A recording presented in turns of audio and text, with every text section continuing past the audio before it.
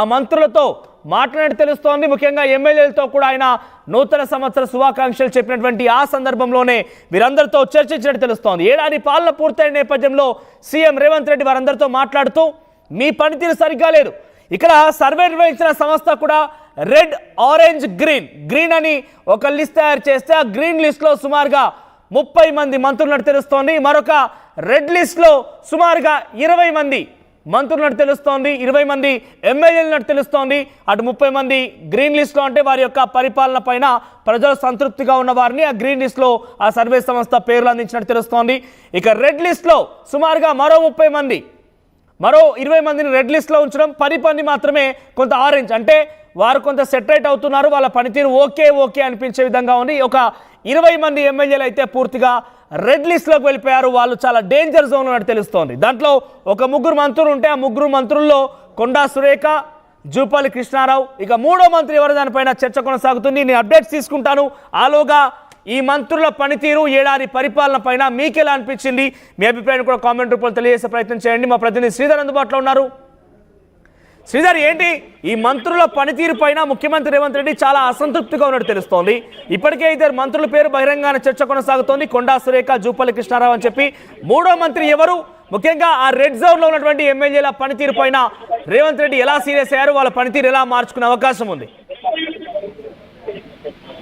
ఏమన్నట్టు శాఖల పైన పట్టు, ఒకవైపు ఆ పూర్తి స్థాయిలో ఆ మంత్రుల పనితీరు పైన పట్ల 3 మంత్రుల పైన ముఖ్యమంత్రి రేవంత్ రెడ్డి అసంతృప్తితో ఉన్నారు. అసంతృప్తితో ఉండడమే కాకుండా వారిపై వేటు వేయాలనే ఆలోచనలో కూడా ఒకవైపు ముఖ్యమంత్రి కూడా దాని పట్ల థింక్ చేస్తున్నట్టు తెలుస్తుంది. ఇదే విషయం పట్ల కూడా మంత్రివర్గ విస్తరణకు సంబంధించి ఇప్పటికే కాంగ్రెస్ లో జోరుగా చర్చలు జరుగుతున్నాయి. దీనికి సంబంధించి హైకమాండ్ వద్ద కొత్త మంత్రులు ఎవరైతే వస్తారో వారికి సంబంధించి ఎక్స్టెన్షన్ లో వారితో పాటు ప్రస్తుతం ఉన్నటువంటి మంత్రుల్లో పనితీరు బాగాలేని, శాఖపై పట్టులేనటువంటి 3 మంత్రుల మీద కూడా చర్యలు తీసుకోవాలని చెప్పి హైకమాండ్ కు రేవంత్ చెప్పేటువంటి ఆలోచనలో ఉన్నట్టు సమాచారం. ఇందులో ప్రధానంగా చూసుకోవచ్చు, ఒకవైపు కాంగ్రెస్ రాష్ట్రంలో అధికారంలోకి వచ్చి ఏడాది అయింది. ఏడాది పాలనలు కూడా ప్రజలకు కాంగ్రెస్ ఇచ్చినటువంటి హామీలు ఏవైతే ఉన్నాయో వాటిని ప్రజల్లోకి కొంత అమలు చేసేటువంటి ప్రయత్నం చేస్తుంది. వాటే కాకుండా వివిధ శాఖలకు కూడా ఉన్నటువంటి మంత్రులు ఆ శాఖల పైన కూడా పూర్తి స్థాయిలో పట్టు సాధించకపోవడం, ఆ శాఖల పైన కూడా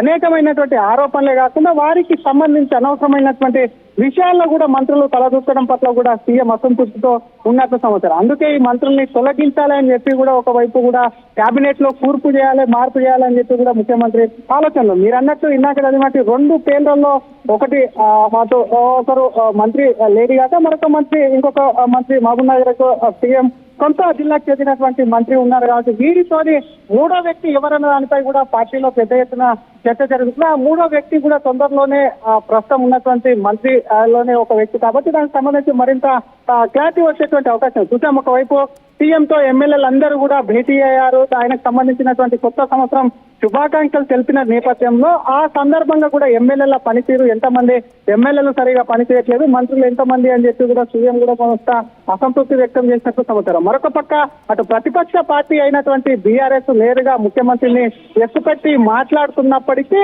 అటు మంత్రులు కానివ్వండి, మరొక పక్క ఎమ్మెల్యేలు ఎవరు కూడా దాన్ని తిప్పి కొట్టట్లేదు. ముఖ్యమంత్రి పైన, ప్రభుత్వం పైన, అలాగే పార్టీ పైన చేస్తున్నటువంటి ఆరోపణలు, నేరుగా బీఆర్ఎస్ చేస్తున్నటువంటి ఆరోపణలు తిప్పికొట్టడంలో విఫలము. శాఖల పైన పట్టు, పూర్తి స్థాయిలో అటు గ్రౌండ్ లో గెలిపించినటువంటి కార్యకర్తలు కాన్స్టిట్యున్సీకి సంబంధించి కూడా అందుబాటులో లేకపోవడం, ఇవన్నీ అంశాలు ఏవైతే ఉన్నాయో వీటన్నిటితో కూడా పరిగణలోకి తీసుకొని సీఎం కూడా వారి మీద వేటు వేశారన్న చర్చ జోరుగా కాంగ్రెస్ లో సాగుతున్నటువంటి సిచ్యువేషన్ ఉంది. మరి ఎప్పుడు వీళ్ళని తొలగిస్తారు?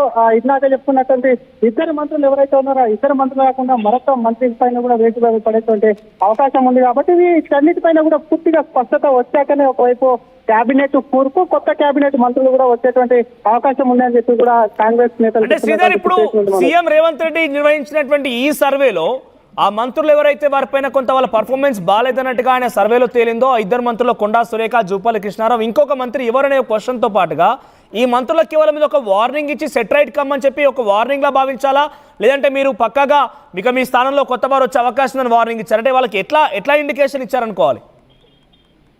డెఫినెట్ గా అనేది ఒక వార్నింగ్ అని అనుకోవచ్చు. ఎందుకంటే పనితీరు బాగా లేదు అని ఎప్పుడైతే బహిర్గతంగా ఆ రిపోర్ట్ కు సంబంధించినటువంటి విషయాన్ని కూడా బయటకు పెట్టారో అప్పుడే కూడా మంత్రులకు సంబంధించి కూడా సెట్ రైట్ అవ్వాలి అని ఒక హింట్ ఇచ్చినట్టయితే సమాచారం. వాటికి సంబంధించి ఇప్పటికే దీనికి సంబంధించి ఈ రిపోర్ట్ బయట పెట్టి దాదాపుగా 10 రోజులు గడుస్తుంది. మరి ఒకవైపు కేబినెట్ ఎక్స్టెన్షన్ పైన చర్చలు జరుగుతుంటే మరొక వైపు మంత్రులు చింతిస్తారు. కాబట్టి ఈ మధ్య ఏదైనా సెట్ రైట్ అయితే మరొకసారి అధిష్టానం కానివ్వండి, ఇటు రాష్ట్ర ప్రభుత్వంలో ఉన్నటువంటి ముఖ్యమంత్రి రేవంత్ రెడ్డి కానివ్వండి, ఒకవేళ సెట్ రైట్ అయితే ఆ మంత్రులకు ఇప్పటికే వార్నింగ్ ఇచ్చినటువంటి సిచ్యువేషన్ కూడా అంటే దాదాపుగా ఇంటిచ్చారు. కాబట్టి వాళ్ళు ఒకవేళ సెట్ రైట్ అయితే కూడా కొనసాగింపు. ఎందుకంటే మంత్రి పదవిలో ఒకవేళ కూర్పు తీసుకున్న విషయంలో ప్రస్తుతం ఉన్నటువంటి బయటకు వచ్చినటువంటి 2 పేర్లలో మహిళ, ఒక బీసీ సామాజిక వర్గానికి చెందినటువంటి నేత కాబట్టి తీస్తే వచ్చేటువంటి ఇబ్బందులు కానివ్వండి. మరొక నేత అటు జూపల్లి కృష్ణారావు గతంలో ఎన్నికల ముందు కూడా పార్టీలో చేరినటువంటి నేత కాబట్టి ఒకవేళ పార్టీ వాళ్ళని మంత్రివర్గం నుంచి తీస్తే జరిగేటువంటి తదుపరి పరిణామాలు ఏవైతే ఉన్నాయో వాటన్నిటిని దృష్టిలో పెట్టుకొని కూడా వాళ్ళ మంత్రి పదవులకు కూడా ఎసరు పెట్టేటువంటి అవకాశాలు కూడా లేకపోవడం లేదు. ముఖ్యంగా అటు ఎందుకంటే ఏడాది కాలంగా కూడా కాంగ్రెస్ పైన ప్రజల్లో వ్యతిరేకత ఉందని ఇప్పటికతో అధిష్టానం కూడా భావించిందని చెప్పి కాంగ్రెస్ నేతలు కొంతమంది చెప్తున్నటువంటి సిచ్యువేషన్. ప్రస్తుతం ఉన్నటువంటి రాష్ట్ర ప్రభుత్వంలో మంత్రులందరూ కింది స్థాయిలో ముఖ్యమంత్రి ఇంప్లిమెంట్ చేస్తున్నటువంటి స్కీమ్స్ కానివ్వండి, అవలంబిస్తున్నటువంటి విధానాలను ప్రజల్లోకి తీసుకెళ్లడంలో మంత్రులు కీలక పాత్ర పోయించాలి. ప్రతిపక్షాలను కూడా ఎప్పటికప్పుడు ఎత్తిపెట్టి మాట్లాడుతుండాలి. కాబట్టి వీటన్నిటిని కూడా విఫలమైనటువంటి మంత్రుల పైన కూడా ఖచ్చితంగా వేస్తామని చెప్తున్నా. వాళ్ళకి ఒక వార్నింగ్ దీంట్లో చదువుకుంటే మాత్రం డెఫినెట్ గా కొనసాగింపు కూడా ఉండే అవకాశాలు ఉన్నాయని చెప్పొచ్చు. మనం రైట్ శ్రీధర్, ముఖ్యంగా ఎమ్మెల్యేల విషయం ఏంటి అంటే సర్వే సంస్థ రెడ్, ఆరెంజ్, గ్రీన్ జోన్ల వారీగా వాళ్ళ లిస్టులు తయారు చేసినట్టు తెలుస్తోంది. సో మంత్రుల సంగతికి ఒక రకంగా వార్నింగ్ అనుకుంటే కనుక ఎమ్మెల్యేల పనితీరు పైన ఏం చెప్పాలనుకుంటారు, ఎమ్మెల్యేల పనితీరు ఎలా మార్చుకోవాలని నిర్దేశించినట్టు తెలుస్తోంది. అంటే సుమారుగా 20 నుంచి 25 మంది ఎమ్మెల్యేలు కూడా రెడ్ జోన్లో ఉన్నట్టు తెలుస్తోంది. కాబట్టి వారి పనితీరు పైన ఆయన ఎలా విశ్లేషించారు?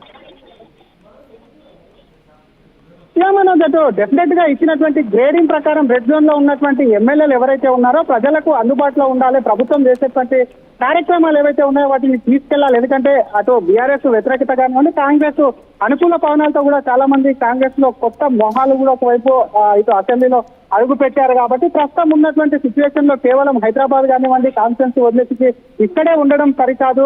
ప్రజల్లోకి మరొకసారి, ఎందుకంటే అటు కాంగ్రెస్ నేతలే వాహటంగా కాంగ్రెస్ మరొక 10 నుంచి 15 ఏళ్ళు అధికారంలో ఉంటుంది అని చెప్పి కాంగ్రెస్ నేతలు చెప్తున్నారు. ముఖ్యమంత్రి రేవంత్ రెడ్డి ఉంటారు, లేదంటే కాంగ్రెస్ ఖచ్చితంగా అధికారంలో చెప్తున్నటువంటి వేళ ఏదైతే ఈ వ్యతిరేకత ఏదైతే ఉందో లోకల్ గా ఒకవైపు నియోజకవర్గాల్లో ఎమ్మెల్యేల మీద వ్యతిరేకత వస్తే ప్రభుత్వం పైన ఒత్తిడి పెరగడమే కాకుండా ఈ ఒత్తిడితో ప్రజల్లో కూడా వ్యతిరేకతను కూడా అటువైపు పార్టీకి ఓట్లు మార్పు అనేది జరుగుతుంది. కాబట్టి వీటన్నిటిని కూడా సరిచేసుకోము అని చెప్పి కూడా ఇప్పటికే రేవంత్ రెడ్డి అన్నట్టు గ్రేడింగ్ సిస్టమ్ కూడా రెడ్ ఆరెంజ్ అట్లా ఇచ్చినటువంటి సిచ్యువేషన్ ఉంది. కాబట్టి ఖచ్చితంగా కూడా ఎమ్మెల్యేల తీరు కూడా మారాలని చెప్పారు. కాబట్టి ఒకవేళ మార్పు లేకపోతే ఆ ఎమ్మెల్యేకి సంబంధించి కూడా మరింత ముఖ్యమంత్రి ఆగ్రహంగా ముందుకు వెళ్ళేటువంటి అవకాశాలు ఉన్నాయి మనకి. రైట్ శ్రీధర్, సో మొత్తం మీద ఏడాది పాలన తర్వాత మంత్రులు, ఎమ్మెల్యేల యొక్క పనితీరు పైన సీఎం రేవంత్ రెడ్డి ఒక సర్వే నిర్వహించినట్టు తెలుస్తోంది సొంతగా ఆయన. సో సర్వేకి సంబంధించి వివరాలు చూస్తే కనుక 3 మంత్రుల పర్ఫార్మెన్స్ చాలా డేంజర్ జోన్ ఉన్నట్టు తెలుస్తోంది. వాళ్ళ పనితీరు పట్ల అటు ప్రజలకు అసంతృప్తి వెలుగక్కుతున్నారు. మంత్రి కొండా సురేఖ, మంత్రి జూపల్లి కృష్ణారావు పైనే పెద్ద ఎత్తున వేటు ఉండే అవకాశం ఉంది. ఒక వార్నింగ్ కూడా ఇచ్చినట్టు తెలుస్తోంది. మరొక మంత్రి కూడా ఉన్నారు. ఆ మంత్రి ఎవరనే దానిపైన కొంత ఉత్కంఠగా చర్చ కొనసాగుతుంది.